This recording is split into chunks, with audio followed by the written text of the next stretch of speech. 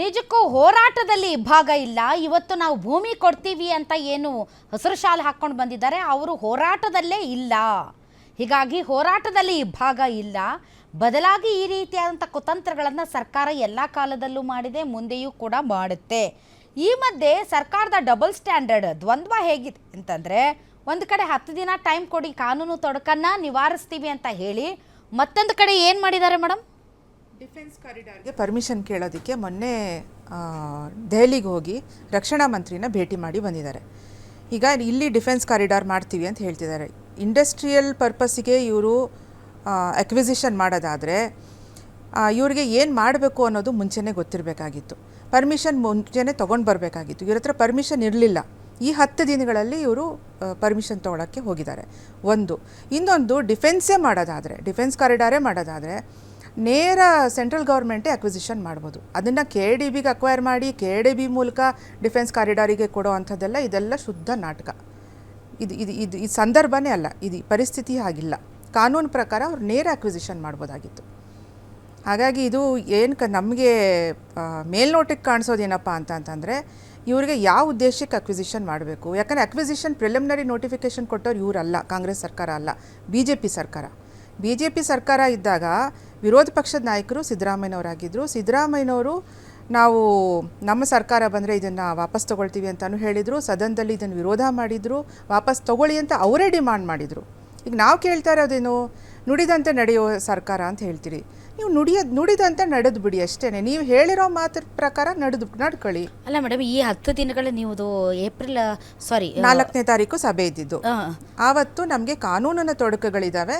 ಕಾನೂನಿನ ತೊಡಕುಗಳನ್ನು ನಿವಾರಣೆ ಮಾಡ್ಕೊಳ್ಳೋದಕ್ಕೋಸ್ಕರ ನಮ್ಗೆ ಸಮಯಾವಕಾಶ ಬೇಕು. ಜುಲೈ 4ನೇ ತಾರೀಕು ಸಭೆ ಇತ್ತು. ಅವಾಗ ಏನು ಹೇಳಿದ್ರು, ನಮಗೆ ಕಾನೂನಂತ ತೊಡಕುಗಳಿದ್ದಾವೆ, ಇದನ್ನು ಮಾಡೋದಕ್ಕೆ ಫೈನಲ್ ನೋಟಿಫಿಕೇಷನ್ ಆಗೋಗಿದೆ. ಫೈನಲ್ ನೋಟಿಫಿಕೇಷನ್ ಅಂತಿಮ ಅಧಿಸೂಚನೆ ಹೊರಡಿಸಿರೋದ್ರಿಂದ ನಮಗೆ ಇದು ಇನ್ನು ಏಕಾಏಕಿ ವಾಪಸ್ ತಗೊಳ್ಳೋದಕ್ಕೆ ಅವಕಾಶ ಇಲ್ಲ. ಹಾಗಾಗಿ 10 ದಿವಸಗಳ ಕಾಲಾವಕಾಶ ಬೇಕು ಅಂತ ಹೇಳಿ ನಾವಿಬ್ಬರು ಒಟ್ಟಿಗೆ ಸೇರಿ 15ನೇ ತಾರೀಕನ್ನು ಫಿಕ್ಸ್ ಮಾಡಿದ್ದು. ಸರಿ, ಅದಾದಮೇಲೆ ಮತ್ತೆ ಇವ್ರು ಹೋಗಿದ್ದು. ಅದಾದಮೇಲೆ 4ನೇ ತಾರೀಕು ಮೊನ್ನೆ ಮಾನ್ಯ ಮುಖ್ಯಮಂತ್ರಿಗಳು, ಉಪಮುಖ್ಯಮಂತ್ರಿಗಳು ಇವರೆಲ್ಲರೂ ಕೂಡ ರಕ್ಷಣಾ ಮಂತ್ರಿಗಳನ್ನು ಭೇಟಿ ಮಾಡಿ ಬಂದಿದ್ದಾರೆ. ರಾಜನಾಥ್ ಸಿಂಗ್ ಅವ್ರನ್ನ.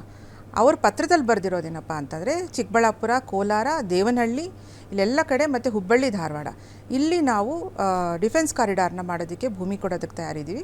ನೀವು ಆಂಧ್ರಕ್ಕೆ ಕೊಡಬಾರ್ದು, ಇಲ್ಲಿ ಕೊಡಬೇಕು ಅನ್ನೋದನ್ನು ಮನವಿ ಮಾಡಿ ಬಂದಿದ್ದಾರೆ. ಸೊ ಇದರ ಅರ್ಥ ಏನು, ಇವ್ರಿಗೆ ಅಲ್ಲಿ ಏನು ಮಾಡಬೇಕು ಅನ್ನೋದ್ರ ಬಗ್ಗೆ ಕ್ಲಾರಿಟಿ ಇರಲಿಲ್ಲ. ಇವ್ರ ಹತ್ರ ಲೀಗಲ್ಲಾಗಿ ಇವ್ರಿಗೆ ಪರ್ಮಿಷನ್ ಇಲ್ಲ. ಇದೆಲ್ಲ ಪ್ರಾಸೆಸ್ ಆದಮೇಲೆ ಹೋಗಿ ಪರ್ಮಿಷನ್ ಕೇಳೋದ್ರ ಅರ್ಥ ಏನು? ಅಂದರೆ ನಾಳೆ ನಿಮಗೆ ಆಶಾದಾಯಕವಾದ ಯಾವ ನಿರ್ಧಾರನೂ ಬರಲ್ಲ ಅಂತ ಅನ್ನಿಸ್ತಾ ಇದೆ. ಈ ಎಲ್ಲ ಬೆಳವಣಿಗೆಗಳನ್ನು ನೋಡ್ತಾ ಇದ್ರೆ ಸರ್, ನಾಳೆ ಯಾವುದೇ ಆಶಾದಾಯಕವಾದಂಥ ನಿರ್ಧಾರ ಬರಲಿಕ್ಕಿಲ್ಲ. ಹಂಗೆ ತಕ್ಷಣ ತೀರ್ಮಾನ ಮಾಡ್ತಕ್ಕಂಥ ಪರಿಸ್ಥಿತಿ ಇಲ್ಲ.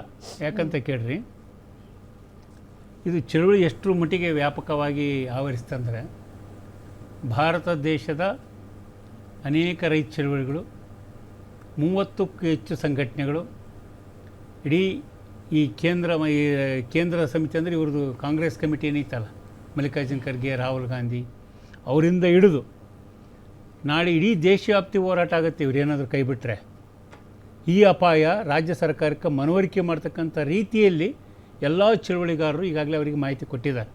ನಂಬರ್ 1. ನಂಬರ್ 2, ಯಾರೋ ರೈತರ ಫಲವತ್ತಾದ ಭೂಮಿಯನ್ನು ಮುಟ್ಟಿದ್ರೆ ನಾಶ ಆಗ್ತಾರಂತಕ್ಕಂಥದ್ದು ಇತಿಹಾಸ ಭಾರತದಲ್ಲಿ ಐತೆ. ಆಲ್ರೆಡಿ 35 ವರ್ಷ ಅಧಿಕಾರ ಮಾಡಿರ್ತಕ್ಕಂಥ ಕಮ್ಯುನಿಸ್ಟ್ ಪಾರ್ಟಿನೇ ಹೇಳೋ ಹೆಸರಿಲ್ದಂಗೆ ಹೋಗ್ಬಿಡ್ತು ನ್ಯಾನೋಕಾರಿ ಕೈ ಹಾಕಿದ್ದಕ್ಕೆ. ಇದೇ ನೋಟಿಫಿಕೇಷನ್ ಮಾಡಿಬಿಟ್ಟು ಫೈನಲ್ ಆಗಿಬಿಡತ್ತೆ, ಕೊಡಲೇಬೇಕು, ದೌರ್ಜನ್ಯ ಮಾಡಿ ರೈತರನ್ನ ಹೊಡೆದು ಬಡ್ದು ಭೂಮಿ ಬಿಡಿಸಿದರು. ಅದರ ಪರಿಣಾಮ 35 ವರ್ಷ ಅಧಿಕಾರ ಮಾಡಿದ್ರೆ ಧೂಳಿಪಟ್ಟಾಗಿ ಇವತ್ತು ವಾಪಸ್ ಬರೋಕ್ಕೆ ಆಗ್ತಾನೇ ಇಲ್ಲ ರಾಜಕೀಯವಾಗಿ. ಇಂಥ ದೇಶ ಇದು. ರೈತರನ್ನ ಎದುರಾಕೊಂಡ್ರೆ ಈಗ ರಾಜ್ಯ ಸರ್ಕಾರ ಇದನ್ನೆಲ್ಲ ಹಿಂದೂ ಮುಂದೆ ಆಲೋಚನೆ ಮಾಡಿ ತೀರ್ಮಾನ ತಗೋಬೇಕಾ ಬೇಡ, ತಗೊಳ್ಳೇಬೇಕು. ತಗೊಂಡಂತ ವಿಶ್ವಾಸ ಐತೆ. ಯಾಕಂದ್ರೆ ಅಲ್ಲಿ ಕೂಡ ಸ್ವಲ್ಪ ಸೂಕ್ಷ್ಮತೆ ಇರ್ತಕ್ಕಂಥ ವಿಚಾರವಂತರದಂತ ನಾವು ಭಾವಿಸಿ ಇದ್ದರೆ ನಾಳೆ ಅದನ್ನು ಖಾತ್ರಿ ಮಾಡ್ಬೇಕು. ಇಲ್ಲ ಅಂದ್ರೆ ನಾವು ನಾಶ ಆಗಲಿ ಅಂತ ಅಭಿಪ್ರಾಯ ಇದ್ದರೆ ನಾವು ಮುಂದೆ ಏನು ಹೋರಾಟ ಹೋಗ್ಬೇಕು ಅನ್ನೋದು ಎಲ್ಲ ಸಮಗ್ರ ಚಳವಳಿಗಾರರಿದ್ದೀವಿ, ಎಲ್ಲ ಸಂಘಟನೆಯರಿದ್ದೀವಿ. 70ಕ್ಕೂ ಹೆಚ್ಚು ಸಂಘಟನೆದಾರರು.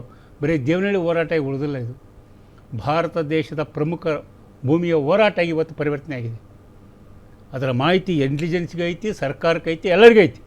ಇದನ್ನು ಮನಗಂಡು ಸಿದ್ದರಾಮಯ್ಯರಲ್ಲ ರಾಜ್ಯ ಸರ್ಕಾರದ ತೀರ್ಮಾನವನ್ನು ನಾಳೆ ಸರಿಯಾಗಿ ತಗೊಳ್ಳದೇ ಇದ್ದರೆ ಅವ್ರು ಏನಕ್ಕಾರ ಏನಿಲ್ಲ ಅಂದ್ರೆ ಅವ್ರ ಭವಿಷ್ಯನ ಅವರೇ ತೀರ್ಮಾನ ಮಾಡ್ಬೇಕು. ನಾವು ಹೇಳಕ್ಕೆ ಬರಲ್ಲ. ಈಗ ನಾಳೆ ತೀರ್ಮಾನ ಮಾಡ್ತೀವಿ ನಾವು, ಹಿಂಗಾದರೂ ಸರಿ ಹಂಗಾದರೂ ಸರಿ. ನಾವಂತೂ ನಿಮಗೆ ಅಪೀಲ್ ಮಾಡಿ ಆಯಿತು, ಎಷ್ಟು ಸಾರಿ ಮೀಟಿಂಗ್ ಮಾಡಿದ್ದೀವಿ, ಎಷ್ಟು ಹೋರಾಟ ಮಾಡಿದ್ದೀವಿ. ಹಾಂ, ಆ ಜನರು ಎಂತೆಂಥ ನಿಮಗೆ ಗೊತ್ತಿರಲಿ, ಪೊಲನಹಳ್ಳಿ ಅಂತಕ್ಕಂಥ ಪ್ರಮೋದನ ಕಣ್ಣು ಹೋಗ್ತತೆ ಅಲ್ಲಿ. ಆ ಕಣ್ಣು ಹೊರ್ತು ಬಿದ್ದು ಕಣ್ಣು ಹೋಗ್ತತಿ. ಹೋಗಿದ್ದೆ ಅವ್ರ ಮನೆಗೆ ಹೋಗಿದ್ದೆ. ಹೋಗಿದ್ರಲ್ಲಮ್ಮ? ಹೌದೌದು.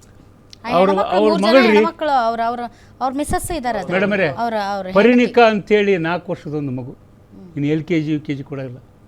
ಆ ಪರಿಣಿಕ ಮಗು ಹೇಳ್ತೈತಿ, ಸಿದ್ದರಾಮಯ್ಯ ತಾತ ದಯವಿಟ್ಟು ನಮ್ಮ ಭೂಮಿ ಬಿಡಪ್ಪ, ನಾವು ದುರ್ಕಂಡು ತಿಂತೀವಿ, ಅನ್ಯಾಯ ಮಾಡಬೇಡಪ್ಪ ಮನೆ ನಮಗೆ. ಸಣ್ಣ ಮಗು, ಕರುಳಿನ ಮಗು ಕೂಗ್ತೈತೆ ರೀ ಕರ್ನಾಟಕದಲ್ಲಿ. ಈ ಕರುಳಿನ ಕೂಗಿಗೂ ಸರ್ಕಾರ ಬೆಲೆ ಕೊಡದಿದ್ದರೆ ಅದರ ಪರಿಣಾಮ ಅಷ್ಟು ಸುಲಭ ಆಗಿರಲ್ಲ. ಹೆಂಗೆ ಇಡೀ ಹೋರಾಟದ ಹಂಚಿಗೆ ಬಂದು ಕೇಂದ್ರ ಸರ್ಕಾರ ಮಣಿ ಹಾಕಿದಾಗ ರಾಕೇಶ್ ಸಿಂಗ್ ಟಿಕಾಯ್ತು ಅವ್ರು ಕುಂತು 4 ಕಣ್ಣೀರು ಹಾಕಿ ಅವರ ಸಂಕಟವನ್ನು ವ್ಯಕ್ತಪಡಿಸಿದಾಗ ಇಡೀ ದೇಶ ಎದ್ದು ನಿಂತು ನರೇಂದ್ರ ಮೋದಿ ಅವ್ರನ್ನ ಮೊಣಕಾಲೂರಿಗೆ ಕುಂದ್ರಸವರಿಗೆ ಬೀಳಲ್ಲ ಆ ಹೋರಾಟ. ಅಂಥದೇ ಹೋರಾಟಕ್ಕೆ ಅವಕಾಶ ಆಗುತ್ತೆ ಕರ್ನಾಟಕದಲ್ಲಿ. ಅಲ್ಲಿ ನೋಡ್ರಿ ಅವರೇ ಅವರು ನೀವಂದ್ರಲ್ಲ ಪರಿಣಿಕಾ. ಎಸ್, ಅದು ಅರ್ಶಿನ ಕುಂಕುಮ ಕೊಟ್ಟು ಕಳಿಸಿದ್ರು ನಾನು. ಹೌದಲ್ಲ ತಾಯಿ?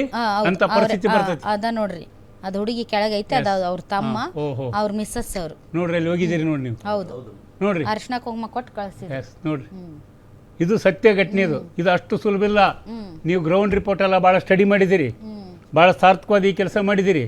ರಾಯಿತ ಚಳವಳಿ ಇಬ್ಬಾಗ ಆಗೋದಿಲ್ಲ, ಇನ್ನೂ ಕ್ರೋಢೀಕರಣ ಆಯ್ತು ಈ ಚಳವಳಿಯಿಂದ. ಈ ಎಲ್ಲ ಪಿತೂರುಗಳನ್ನು ಬಯಲಿಗೆಳಿತಾರೆ ಜನ. ಸರ್ಕಾರ ಸರಿಯಾದ ನಿಲುವು ತಗೊಳ್ಳೇಬೇಕನ್ನೋ ಆಶೆ ಐತಿ ನಮಗೆ. ನೋಡೋಣ ನಾಳೆ ಏನಾಗುತ್ತೋ ಆಗಲಿ. ಮೇಡಮ್, ಈಗ ಈ ಹೋರಾಟ ಅದು ಕೇವಲ ದೇವನಹಳ್ಳಿ ರೈತರ ಹೋರಾಟವಾಗಿಲ್ಲ, ಯಾಕಂದರೆ ರಾಷ್ಟ್ರೀಯ ಹಲವಾರು ರೈತ ಹೋರಾಟಗಾರರು ಈಗಾಗಲೇ ಈ ಒಂದು ಹೋರಾಟದ ಭಾಗವಾಗಿ ಇದ್ದಾರೆ. ನಾಳೆ ನಿಮ್ಮ ಪರವಾದಂತಹ ಯಾವುದೇ ತೀರ್ಮಾನ ಹೊರಬಂದಿಲ್ಲ ಅಂತಂದರೆ, ನಾವು ವಿಜಯಪುರ ಭಾಗದವರು, ನೀವು ಸದ್ಯ ಬೆಂಗಳೂರಲ್ಲಿದ್ದೀವಿ ಅಂತ, ಯಾವ ರೀತಿ ಇರುತ್ತೆ ಹೋರಾಟ? ಹೋರಾಟಗಳು ಹೆಂಗ್ ರೂಪಿಸ್ಬೇಕಂತಂದೇಳಿ ಎಲ್ಲ ಮಾತಾಡ್ಕೊಂಡು, ಯಾಕಂತಂದ್ರೆ ನನಗೆ ಈಗ 1900 ಸರ್ಕಾರಕ್ಕೆ ಹೇಳೋದು ಒಂದೇ, 7 ನಾ ಬಂದು ಎಷ್ಟು ದಿನ ಆಯ್ತು ರೀ ಸರ್? ಹಾಂ 91ಕ್ಕೆ ಬಂದಿದ್ದೆ ನಾನು. 1991 ದಿನ ಮಾಡಿದ ಹೋರಾಟ ನಾನು ಹೋಗಿ ಬಂದಿದ್ದು. ಆವಾಗ ಅಳ್ಳಾಡ್ದಿರೋರ್ದು ಇವತ್ತು ನಾಳೆ ಒಂದು ದಿನದಲ್ಲಿ ಮತ್ತೆ ನೀವು ಹೆಂಗೆ ಅಳ್ಳಾಡಿಸ್ತಿರೋರು? ಅದು ಹಂಗಲ್ಲ. ಈಗ 1997 ದಿನಕ್ಕೆ ನಡೆದಿದೆ ಇವಾಗ ಹೋರಾಟಗಳು. ಇವಾಗ ಇಷ್ಟೇ ಅಲ್ಲ, ಇಡೀ ದೇಶದ ಹೋರಾಟಗಳೆಲ್ಲ ಸೇರಿದವು ಅಲ್ಲಿ. ಅಷ್ಟು ಹೋರಾಟಗಳು ಸೇರಿದರೆ ಇವ್ರನ್ನ ಸರ್ಕಾರನ ಅಲ್ಲಾಡ್ಸೋದೇನು ಭಾಳ ಹೊತ್ತಾಗಲ್ಲ. ಒಂದೇ ಹೇಳೋದು ಅವರಿಗೆ, ನಮ್ಮ ಮಹಿಳೆಯರು, ನಾವು, ಈ ರೈತರು ಎಲ್ಲ ಸೇರಿ ಹೇಳೋದು ಒಂದೇ ಅವರಿಗೆ, ಸಿದ್ದರಾಮಯ್ಯವರೇ, ಇಡೀ ಸರ್ಕಾರ ನಾವು ಯಾವುದೇ ಕಾರಣಕ್ಕೂ ಭೂಮಿ ಬಿಡಲ್ಲ, ಅದು ಏನಾಗುತ್ತೋ ಆಗಲಿ ಮುಂದಕ್ಕೆ ಅಂತಂದೇಳಿ ಅವ್ರಿಗೊಂದು ಕಳಿಸ್ಬಿಡೋದು.